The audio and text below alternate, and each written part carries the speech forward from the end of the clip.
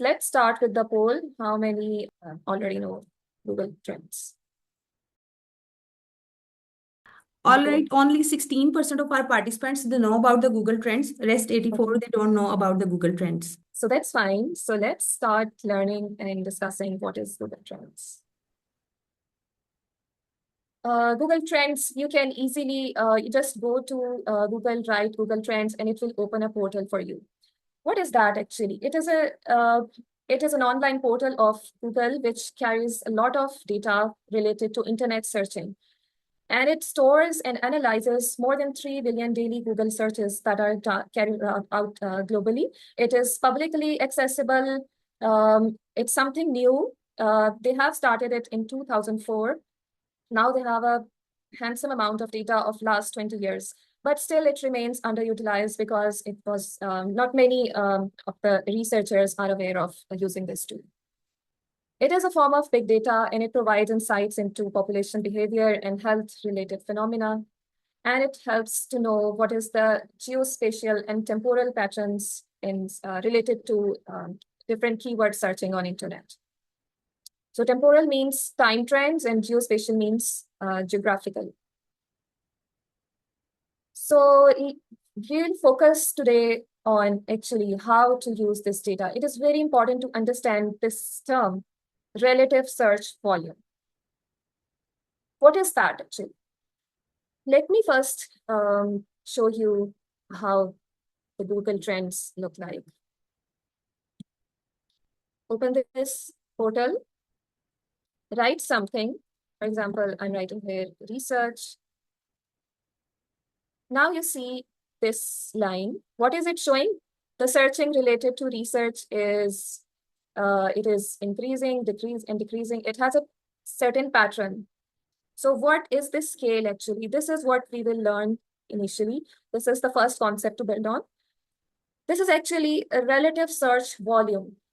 So Google does not give you the Google Trends. This portal does not give you the absolute or the real number of how many persons in thousands or millions are searching for research. It actually normalizes the data in a certain scale, and then this is presented in the form of a index. This is called relative search volume. This is actually proportion for a specific term among all the searches on Google in a given location and time, right? So this means that the proportion of searching related to research, this keyword is around 80 or 90 at this point in time in this country. And this is relative to all the other keyword searching, right? So you divide the total number of searches for a certain keyword divided by the total searches for all the other keywords in that country in that certain time period. This is relative search volume. Right, so Bilal, your question is if we want non-relative data, I'll answer that in coming slides. So this is the main thing that you have to learn, relative search volume. Then what else? You have got the idea that we will be getting a relative popularity of a certain keyword in that country in that time. You have the flexibility of making filters, like you can adjust the filter you want searching trends for last 1 year, just select past 12 months. If you want the data for past 5 years, just select this. And you can also select a custom time range. And this is the maximum data, 2004 to present. So 20 years data you can get by selecting this option, right? So this is another filter. You can maybe keep your searching focused by adding some category like health. I want to know what is the research searching trends in healthcare, right? Then there are other options. You can make your searching as focused as you want, 2 different options available here. Then there's another option. You can compare the searching trends of more keywords also. And you can compare the searching in different time trends. In different locations. We'll discuss these in later slides. So now what we do with this data, you can design different kinds of research studies. You can maybe simply study the time trends. Maybe you can do a cross-sectional study and compare trends in different countries. Or maybe you can do an ecological study, linking some searching trends with some disease numbers, which you can get from other sources online. So your aim of study is either you describe, you are describing the time trends or the geographical trends, or maybe you are going for finding some causal inference between some risk factor and an outcome, or maybe some searching trends with the disease numbers. So this is also possible with Google Trends. Then you can do surveillance with Google Trends. If you know that certain keywords rise or increase or decrease with health before an event occurs, you can maybe use this keyword for getting alerts for future outbreak prediction, right? So you can keep an eye on diseases just by knowing the Google Trends data. And usually it's not, you do not use it alone, you use it in combination with other tools. But using Google Trends will actually make your surveillance cost very cost effective.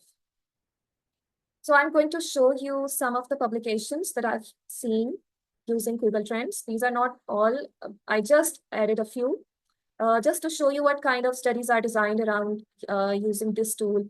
Association of socioeconomic and geographic factors with Google Trends for tanning and sunscreen. So they saw what is the trend for searching related to sunscreen, and then they associated it with the socioeconomic factors in US. And they observed this trend. This is the seasonal trend, how the searching increases in different seasons and decreases in others. So, and this was significantly different. This is another chart they made showing actually how the searching was related with different factors like mean income, median income, and other latitude and other factors. Then this is another study, integration of Google Trends data in predicting new HIV cases in this is Philippines. Evaluating awareness of kidney disease using Google Trends. So yes, you can find awareness using Google Trends also. Sometimes it may not be possible, or you may not have enough time or manpower to carry out a whole cross-sectional study and to find the awareness for a disease. And you need some quick information. So what you can do is use Google Trends and get an idea of what is the awareness related to the disease. Then Google Trends is used for COVID-19 forecast also.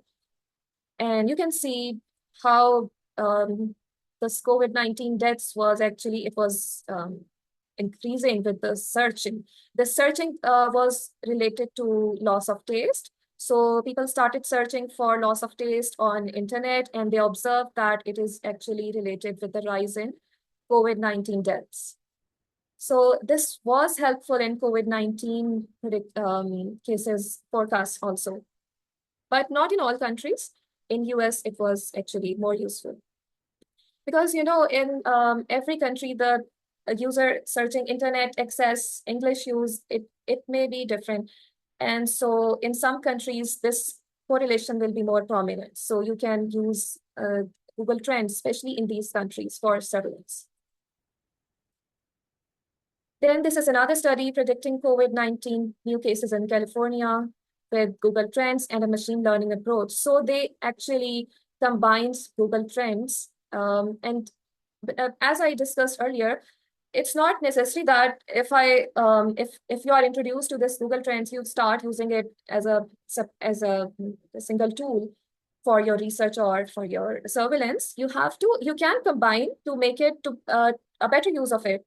Because combining it with other tools that were costly will reduce the cost, because Google Trends data will actually complement the other data. And combining some other more robust tools will help adjust some of the limitations that you have with Google Trends data. This is another study, an evaluation of internet searches as a marker of trends in population mental health. So they observed that anxiety and depression, how the trends change with different events. So people started searching more about anxiety with when it was the time of elections. So this is also good for mental health research. This is another study, COVID-19 related web search behavior in Arabian Peninsula. So they are not actually correlating COVID-19 searching trends with the actual disease reports or the outbreaks. They are simply describing how was the COVID-19 related web search. So this is simple descriptive study and no correlation and no causal inference. This is another study, sphere on the network. So yes, this is another very good use of Google Trends. Many times you see wrong information or extra hype created about diseases, and public is panic when media creates hype for certain outbreaks or diseases.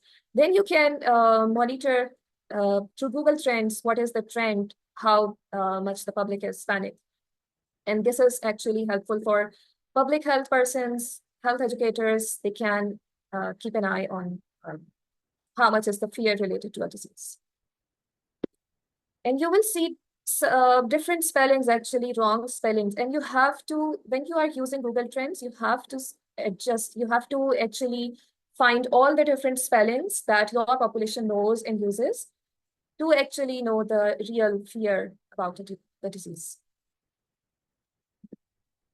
So this is another study. This is a paper. This is my paper, actually.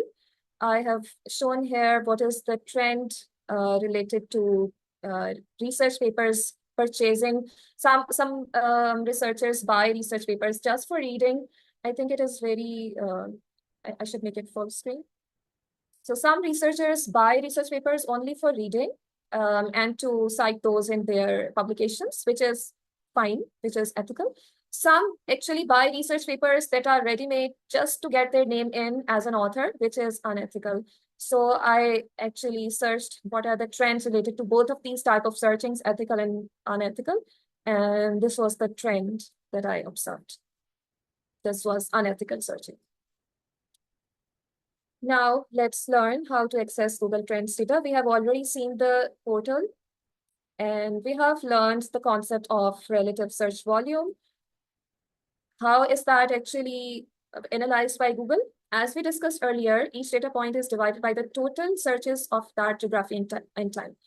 If I'm just checking the trends of research keyword, it will give me actually a number which is the total searching for my keyword divided by the total searches for all other keywords in that country or that location and in that time period. This actually helps us in comparing different regions with different population sizes. So this is the benefit of relative search volume calculation by Google. And it is scaled from 0 to 100. This is actually, I just searched how many people are searching for family doctor in Canada in last 5 years. And it seems like the searching it has little increase over the last 5 years. I can see the breakdown in Canada, which region actually has more searches related for family doctor. So Ontario seems like having highest search for this family doctor. I can see the related queries as well to exactly know, are we actually looking for a family doctor or what? So there were different searches, residency, and finding a family doctor, finding walk-in clinics. These were the related queries. So it seems like people need doctor. Let me show you this on portal as well.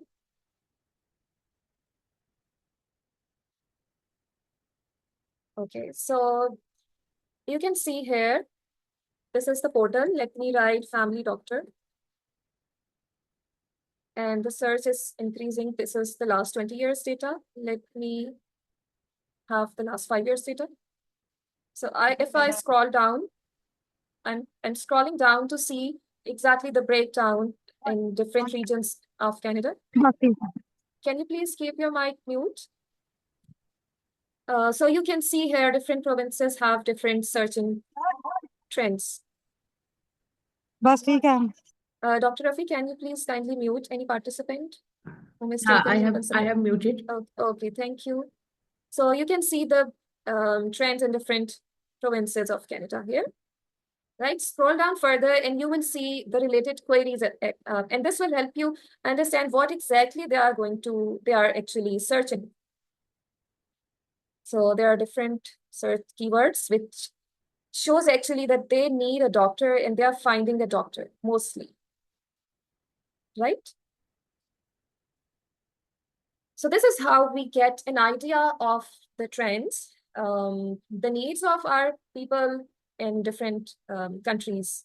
So in my country, I can see that people actually are looking for a family doctor, and this search is increasing.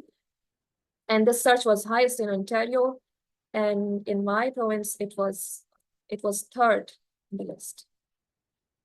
Then I searched actually what they are looking for, why they are looking for a family doctor. Is it because they have some acute issues or chronic health issues? So you can see here that I have used this comparison feature. So far I have only shown you searching by putting one keyword at a time. Now let me show you how we add other keywords just to see a comparison. So I'm adding this term acute here, chronic here. And now I will get an idea of why they are looking for a family doctor. Is it more because of chronic issues or acute issues? So if family doctor search seems correlating with the other keyword search, I can assume that there may be a possibility that people are more looking for family doctor when they have some acute health issue. But I will go to acute and see the related queries also to exactly know what acute issues they are actually searching. Right, so there are different acute issues we have. And this acute seems more actually in parallel with this family doctor line. Right, so this is how we actually compare different keywords. And this picture is actually of last 1 year. On the portal, I showed you last 5 years data. So that's why the trends were a little different. Now this is another keyword that I compared for fever and flu. So which of these is more common an issue and is being searched more in Pakistan? This is actually the searching for fever, more in Sindh and KPK. And why? This is I can see the related queries to get an idea. Chikungunya fever, homeopathic medicine. So, okay, this gives you an idea that people actually go for homeopathic medicine more. This is dengue fever. This is typhoid fever. You will see very interesting and funny spellings when you use this Google Trends data. And this is actually a finding. You need to know how your people search about diseases, and this will help you in educating your patients. So this was the searching trend in Pakistan for flu, more in Balochistan at that point in time. This was actually past 30 days data, actually focused for health. And you can see the related queries, eye flu, flu shot, nasal congestion. So different issues are there linked with flu. Now let's learn how to actually store this data, download this data. So just go here, see this arrow. If you hover over this, you'll see CSV written. Click on this and you get the data set. This is how you got the data set for free. No IRB approval required, no permission from Google. They have made it accessible for everyone, and you got this data set for free. And we may have many keywords, and I will actually, I will show you in another slide how I actually download the datasets. But just to show you that this is the button where you download the dataset. Now let me show you this video. This is a quick recap of how we access the data from Google Trends and how we store it. Meanwhile, if we have any urgent question in the chat related to the current concept that we discussed right now, I can take that. Okay, so I think these we can discuss later.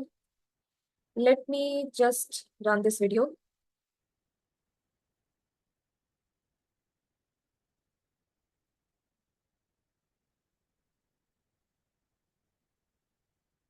This is actually the trending now. I've not clicked on the home and not one keyword search. This is trending now, which actually gives you an idea of what this country is searching for without selecting any keywords. So I was trying to find something related to health in our main topics that are trending, but I could not find, maybe I don't know French. In Canada, French and English both are in use. So then I selected Pakistan, and now you will see the trends. I just recorded this yesterday, so it will give you the trends, the latest trends. This is the trends in Pakistan, trends related to internet searching. Again, I could not find actually something related to health. Seems like people are not really searching about health as much as they are searching about other things. Then I started searching research culture.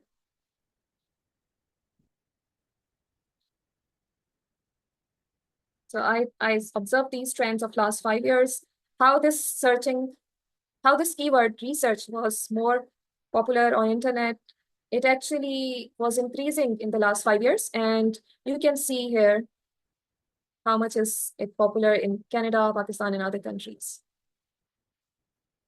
Then I selected last 20 years data, and you can see this keyword is decreasing with time.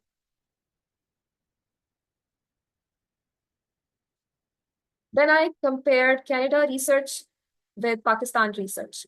And you can see that how I change country with one keyword separately here, showing when I'm showing the comparison. So this is a focused comparison of two countries' research keyword. And you can see where in Pakistan it is more popular in KPK, and what are the related queries, and where in Canada it is more popular, what are the related queries. So if you actually read all these, you will see that Canada is more looking for jobs, research jobs. And when you see this related queries, when you read all these, you will see that Pakistan is more looking for the concepts, learning research. So this is how Google Trends actually gave me a very quick overview of two countries. Now I can, this is just an initial idea. I will do my further research on using other ideas. So now you have got the idea of how we access the Google Trends data, how we compare the searching trends in different countries, and in for different keywords, we can compare the trends. You have observed these two things in related queries. Let me show you again. In related queries, you see, you click here, rising and top. What is this? Please do not write on screen. What is rising and what is top? Let's understand this. Any idea? As the name suggests, top searches mean the searches that were most popular, and rising searches mean the searches that were rising, actually. So if the searches that were rising shows actually breakout word, that means that the search was actually, the growth of that keyword actually was more than 5,000%, which is very high. So they didn't then exactly give the right exact percentage. All right, so let's move on to the next thing. We have used individual keyword searching so far, as well as the comparative searching of adding more than one keyword at a time. So we need to take care of a few things here, right? So we have done the individual keyword searching, right? This is the individual keyword searching. Sorry, let me remove this one. Click on the three dots and you remove it. Right now, I'm just searching one keyword. If I add more keywords here, this is comparative. What happens when I add more keywords? Did you notice a change in the line? Of course, there is. Why? When I searched family doctor individually, what Google Trends actually showed me? It was giving me the relative popularity of this keyword searching in relative to other time periods, right? At this point in time, it is less popular as compared to this point in time, right? So this number is actually the relative popularity of this keyword in normalized by time. When I add another keyword, acute, chronic, now Google Trends is giving me the popularity of family doctor searching relative to the popularity of other keyword searching in a certain time period, right? So definitely the line will change. And one of these points will be 100. Like this chronic keyword searching at this point in time was the most popular out of all these keyword searches at different times, right? So this is how the lines change, the numbers change, right? So you can see here when I'm checking the trends of research in Canada, it was more popular here at this time, November 2004. And this is the keyword in Pakistan. Research was more popular here. 100 is shown at this time, 2004. Now, when I compare both of these terms, Pakistan versus Canada research, definitely one of these points will be the most popular ones. So the research in Pakistan at in 2004 was the most popular keyword that, and it was the highest search. It had the highest search volume as compared to research in Canada at any point in time. Right. So when I need to download my data sets, I will not download the data sets of comparison. I will just download the data sets individually for each keyword. If I'm going to use it for correlation studies or checking trends in time for each keyword. So just to know one thing, how to download the data set, just download it individually for each keyword, right? Instead of writing all the keywords here and then downloading the data set. So this is another example. I added 5 keywords and diphtheria was the most popular search at this time. So this is actually, these descriptions are there to guide you. Google Trends has some information there to keep your search guided. What is interest over time? It actually represents the interest relative to the highest point on the chart for the given region in time. And a value of 100 is the peak popularity for that term. And a value of 50 means that the term is half as popular. Right, so 50 does, if the number reduces from 100 to 50, it does not mean that people started reducing searching on this keyword. It may be that some other keyword searching increased. That's why this popularity was reduced. So do not assume that people are not searching for this keyword now because this is not popular now. It may be possible that they actually are searching for other things more as compared to this keyword, right? So there are both possibilities. And when you see the location maps, one of these will be most popular, right? Sorry, let me go to the individual keyword map. So one of these will be the most popular region, Ontario. It shows you 100. So on a scale of 100, this family doctor searching is popular here. So that means relative to other provinces, family doctor searching was most popular in Ontario. right? So interest by region is actually, it means that relative to other regions, this region had the most popular, which is showing you a number of 100. So far, we have discussed the main concepts of Google Trends, how to make the effective use, how to rightly download the data sets, how to rightly understand what is actually the numbers shown in the portal, and how to compare the regions rightly, and how to compare the time trends right. Now, somebody asked, what if we need the absolute numbers? So why do you need the absolute numbers?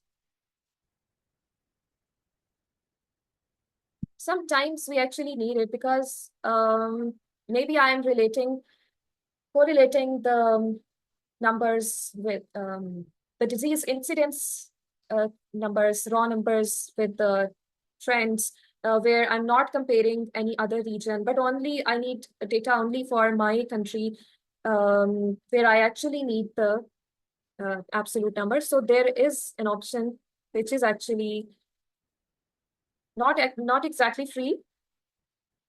This is called as glimpse. Right here, glimpse and glimpse.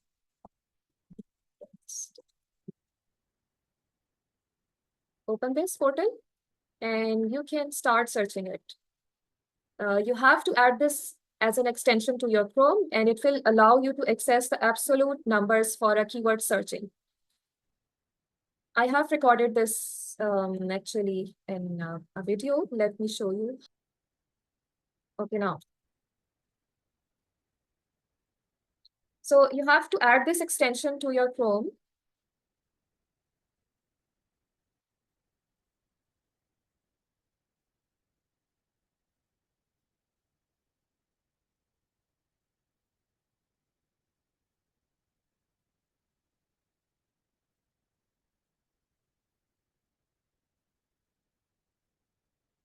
So I've just, I'm making my settings so that it gives me the access to portal.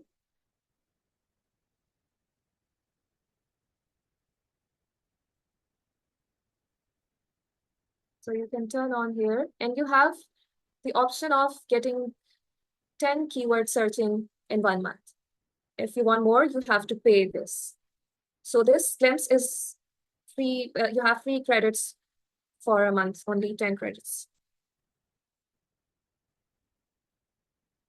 You can see here that I've selected this keyword research here to find the exact numbers, and this was actually the number. And it also showed me the seasonality and the reason of why the seasonal changes were there. Sorry, this keyword is not research, this is safe plastics. Because I was interested in doing a survey on how many people in Canada are actually aware of and actually cautious to use safe plastics. So I just did a quick research on this using this data. And I found that most of them are using Instagram. If you have actually taken notice of this thing, you can see here which channel is actually giving you the most data. And so Instagram was the most popular channel where they were trying to search for safe plastics. And this is actually worldwide trend. I then focused my searching on Canada after that. So here you can select absolute and relative numbers. The benefit of relative is that it actually allows you to compare different countries because it adjusts the numbers with the different population sizes of different countries. But the absolute numbers will actually tell you the exact number of how many people were searching for this thing. Right, so this is how we access glimpse. And this was the relative queries. Right? So this was all about glimpse. Now, in our last few minutes, we will discuss the limitations and strengths So you have seen that how easy it was to access the Google Trends data, the glimpse data, and how easily in such a short time we can get quick insights into population health, their behaviors. But you have to understand a few limitations that are there with Google Trends data. We do not understand actually why the user was using this keyword in internet searching. Sometimes we start relating the trends of a symptom searching for a disease, and we start correlating it with the disease incidence and outbreaks prediction. But we do not know if the person was doing this search on internet because they had the disease, they were developing the symptoms, or just because they wanted, they were studying it and were getting educated about that, right? So you do not know the exact intent and the user characteristics. Then Google Trends data is actually more useful for researches that are done in areas where there is good internet access and English is used. You can add in your keywords other language words also. I simply translated some of my words in Urdu using the word feature of translate. Like here, I added some keywords and okay, it's not, at the moment it's not here, but I used word feature of translating words and then copy pasted those in the Google Trends portal, and it gave me the data for those keyword search also. But mostly it will be beneficial for those areas where people use more English and where there is good access of internet and where there is good literacy levels. Then you have to understand that different spellings may be used by different people. So if you just analyze the data with right spellings, then it may not give you the best results. Then in China, there is limited applicability because of limited Google service. Besides all these limitations, there are still many strengths. It is the easily accessible tool and it is free, but there are some other benefits also. And one is that it gives you the related queries and topics. How it helps us is it actually gives us insights into what people are actually searching related to particular disease. It can help us pick some myths related to a disease. Maybe those keywords are available in the related queries. Some myths and misperceptions about the diseases can be easily picked here. Right? So then the benefit of Google Trends is that Google is actually the most popular global search engine, more than others, more than Bing, Yahoo. And this is why the Google Trends data will actually give you reliable data because it is being used by majority. Then it is also strongly beneficial in sensitive health topics where you avoid, where you are limited for doing surveys because these topics are really sensitive and you have to take care of the data anonymity. And people are not really open and not ready to give you data easily for these. So these topics like AIDS, mental disorders, suicide, and illegal drugs. So for these kind of studies, this actually is very beneficial. So another thing is that there are no proper guidelines and agreed standards so far related to Google Trends publications. And this is something that we can work on. And if you want some quick reference document, this is one I'm showing the link here. Let me paste this in chat. So this is a very good document if you want to know how to rightly publish these papers using Google Trends data. Just go to these tables and it will give you, a very good summary of how to search. You can, just like you use Boolean operators in PubMed searching, there are some tricks here also, adding plus and minus. If you want some keyword to be not there in the data, in the results, just add a minus sign For example, I want family data, but not doctor. This will give me data about family, but not doctor. So let me zoom this to rightly show you. A minus sign separating two words limits the results to searches containing the first word, but excludes searches with the second word. These signs, when we want our search to be more focused, we can use the plus sign, which is equal to the or Boolean operator in PubMed searching. Right, so just access this this paper, and you will see this table, which is giving you a very detailed guidance on how to rightly access this data and how to rightly publish this. What are the reporting guidelines? They have mentioned the reporting guidelines that their team has suggested. So far, no other official guidelines are available. Right, so the best thing that they suggest, which I strongly feel now, is that you always report when you had actually accessed the data, because sometimes Google Trends changes their way of analyzing the data, their algorithms, and so this is why the date of accessing the data is very important.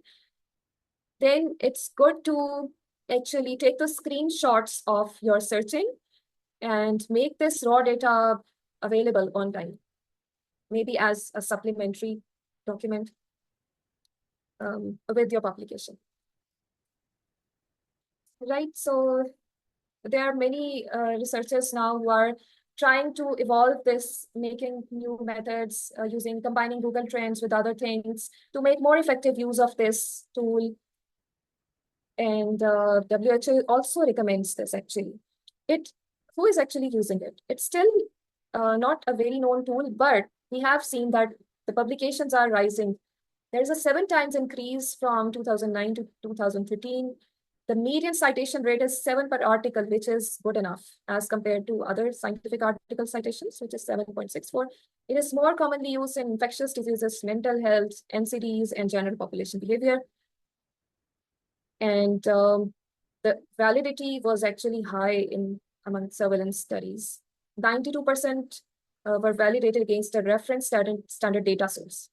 And 80% of studies using correlation had a high correlation statistic, more than 0.7. So this seems like it was actually reliable, but we have to carefully use it, not for every disease, but see which of the diseases seem like correlated with the trends data. The best example was of influenza epidemic. In influenza epidemic, actually, Google Trends data was really helpful in predicting the disease outbreak with a 1-day reporting lag. While the CDC could predict with a 1 to 2 weeks reporting lag, the Trends data only had a 1-day reporting lag. So this was really helpful in predicting influenza epidemics. And they had made this separate portal for Google Flu Trends, but this was discontinued later on because once this trends data actually overestimated in predicting the outbreak. So then they discontinued. But the right way of using Google Trends is that do not use it alone for predicting diseases. Combine it with other tools.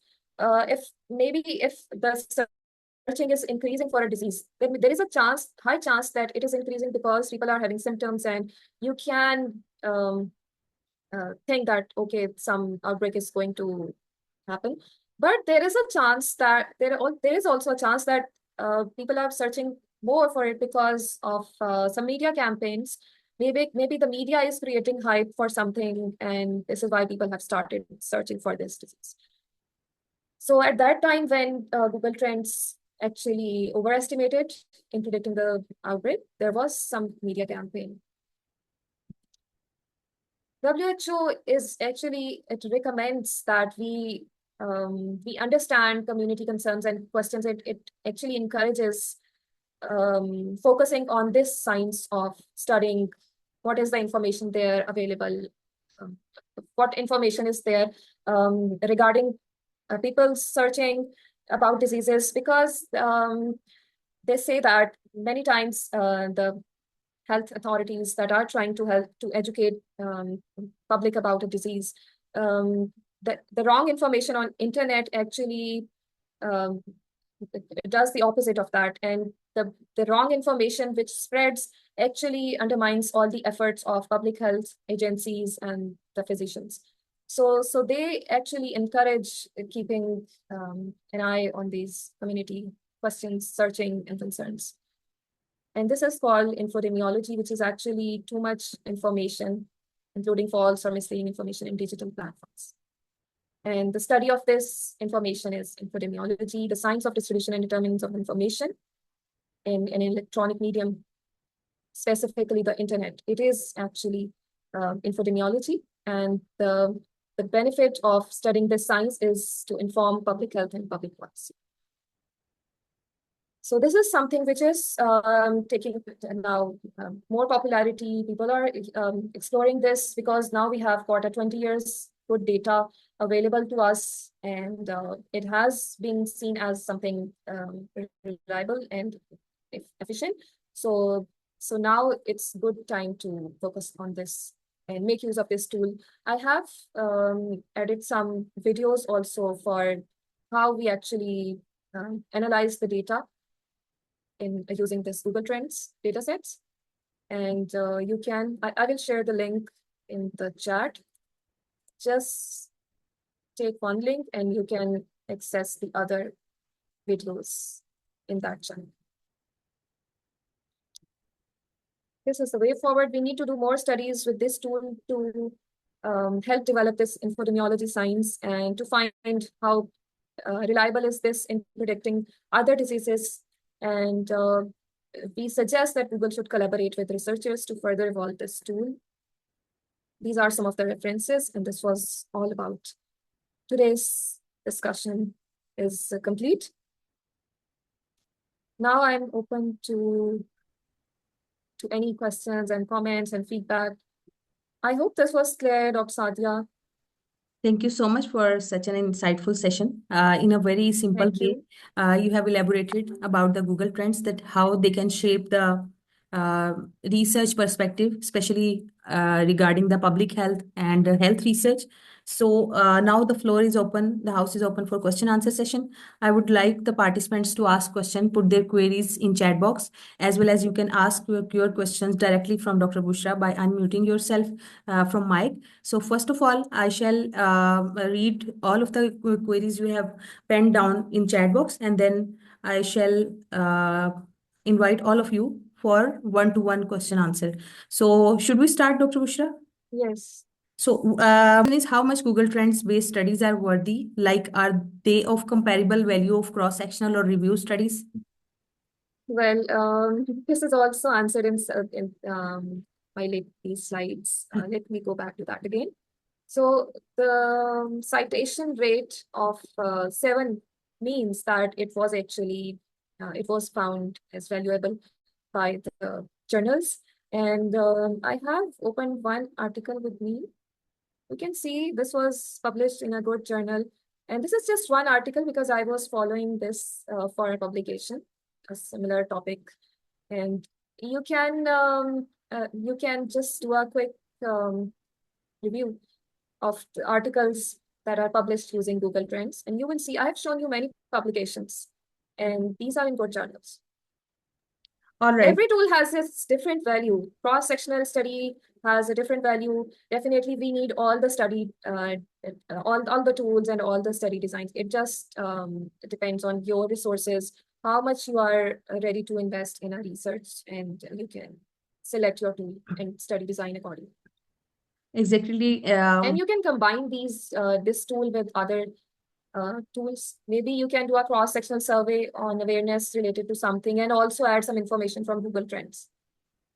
So next question, Sitra Ahmed is, I think she's saying that, okay, so no IRB needed. Yes, Can that's the good can thing. I add one perspective on my side regarding the IRB? Yes.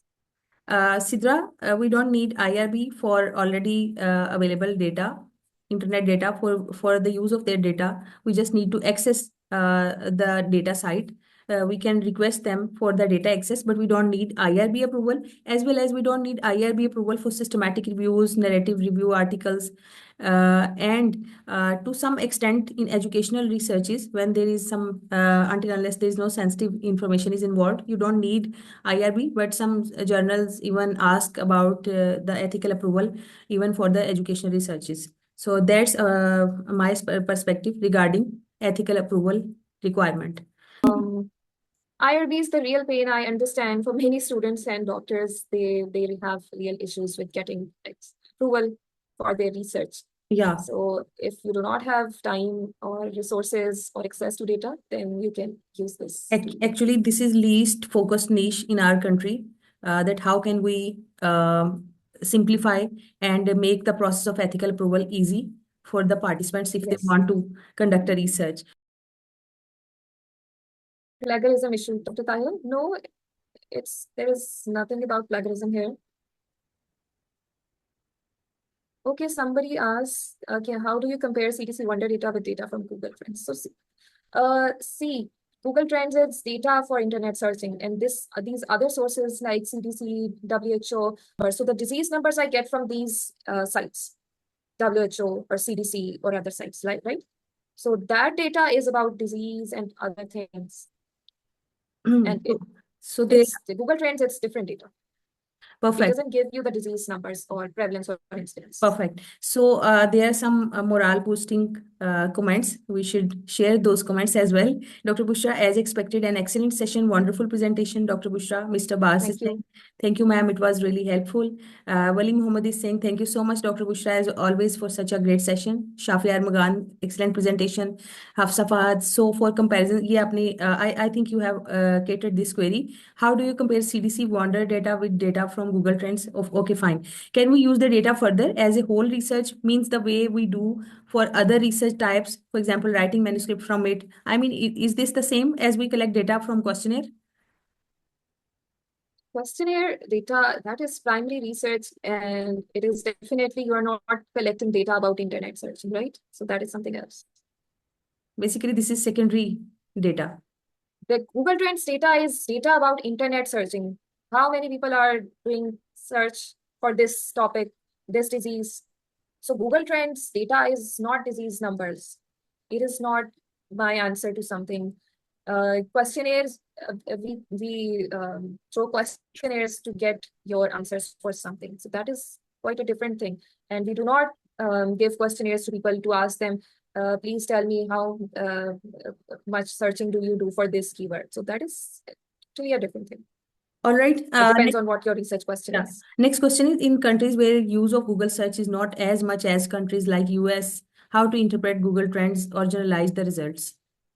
So Google Trends actually, it does not include the data for some keywords that were not enough searched in a country. So it will give you blank rows. When you download the data sets of geographical regions that I showed in my presentation, how you actually download that.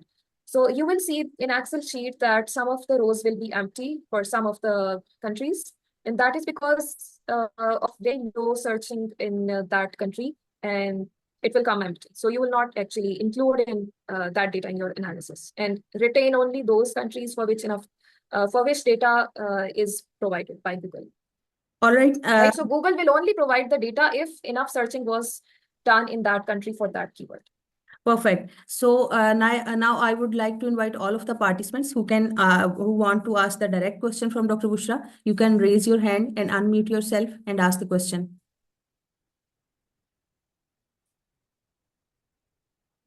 Do you have any question?